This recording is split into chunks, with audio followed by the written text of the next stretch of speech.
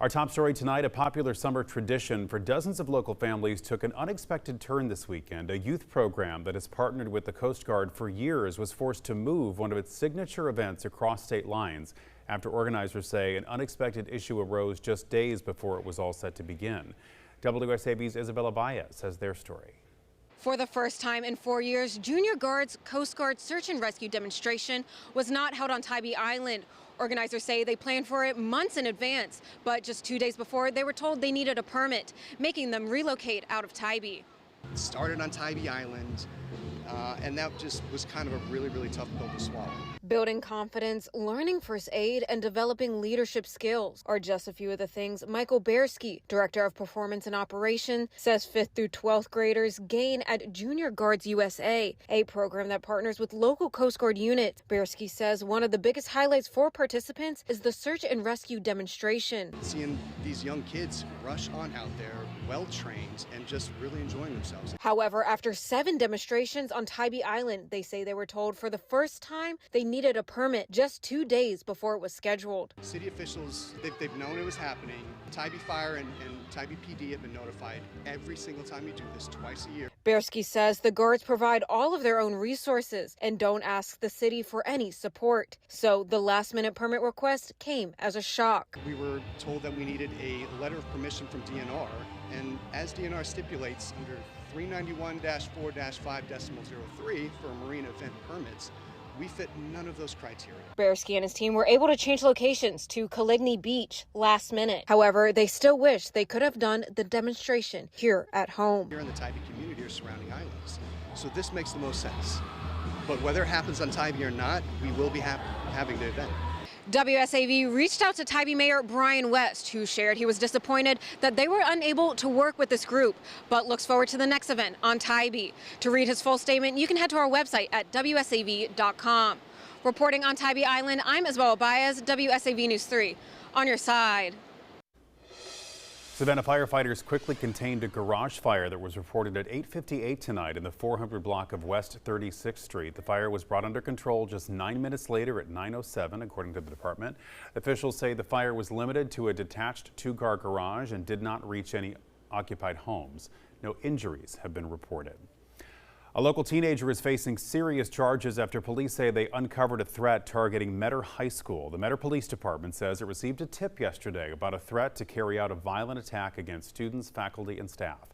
Investigators quickly identified the suspect, located the teenager at a home in Metter, and took him into custody. He has been charged with criminal attempt to commit murder and terroristic threats and acts. No additional details have been released because the suspect is a minor. Alec Murdaugh's attorneys say new DNA testing could uncover evidence they believe supports his claim of innocence. The defense has asked a judge to allow an independent laboratory to test DNA found under Maggie Murdaugh's left-hand fingernails after she was murdered. According to the filing, SLED determined the DNA belonged to an unknown, unrelated man, but did not pursue additional testing to identify that person. Murdaugh's attorneys have also formally asked for his retrial to be moved out of Colleton County. They argue years of intense media coverage makes it impossible to seat an impartial jury there. A judge is expected to consider both requests during a hearing scheduled for mid-August.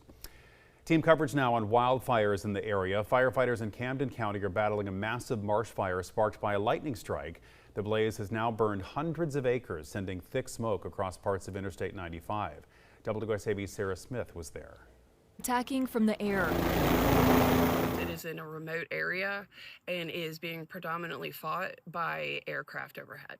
Officials believe the cause is a lightning strike Wednesday afternoon, the fire moving quickly overnight due to the sea breeze. With the afternoon sea breezes and the drier conditions that we've been having again, plus surrounding thunderstorms and outflow winds, it will create, a lot of wind will be created that can cause that sudden burst in fire activity. Because of the dense smoke, Interstate 95 from exit 14 to 22 was closed Wednesday but has since reopened. According to Camden County Emergency Management, there's no immediate threat to homes, though they are watching one development. Our biggest concern was the potential that this fire was moving north, got across a body of water, and was potentially going to affect a development at the exit 22 of I-95.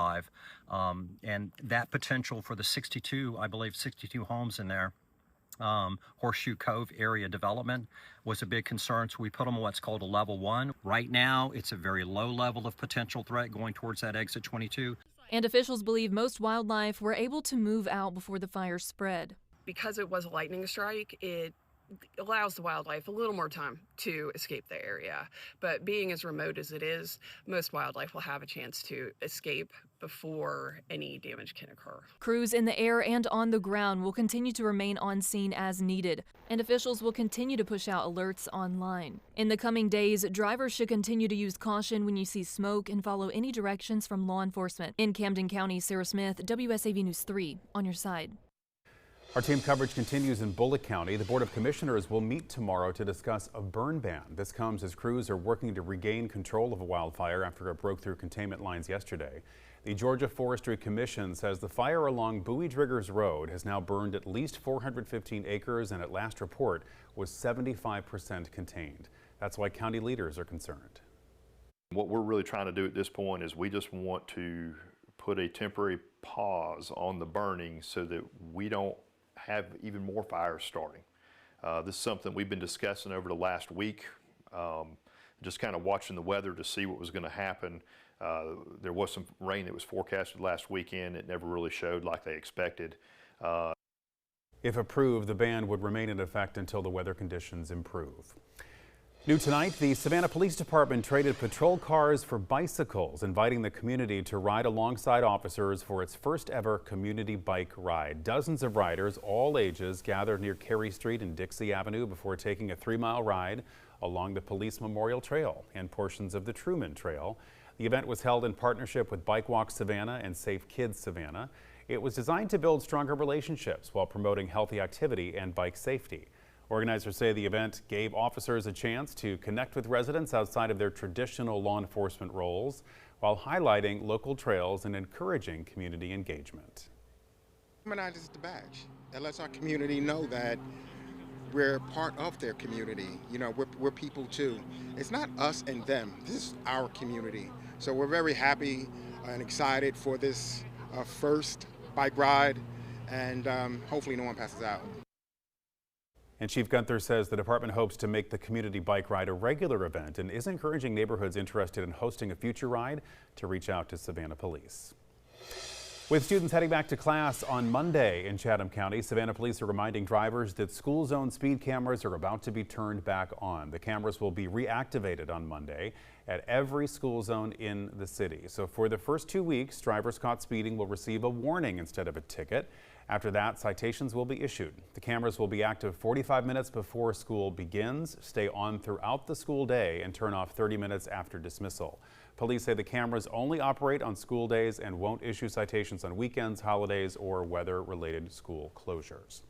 The school zone cameras under the Chatham County Police Department, that's school zones in the unincorporated areas, will not turn on Monday. They are currently being relicensed to be in compliance with a new Georgia law that went into effect on July 1st. Students also head back to class on Monday in Bullitt County, and the district's new superintendent says this school year is all about bringing the community together under one vision. Superintendent Dr. Torian White is beginning his first year leading Bullitt County schools. He says the district's focus is creating a unified school system while continuing to support student success across every campus. Another major change this year is the expansion of the district's cell phone policy. Starting Monday, middle school students will no longer have access to their personal devices during the day. So as they are aware, it's already been in place that students should not have access to their personal devices bell to bell.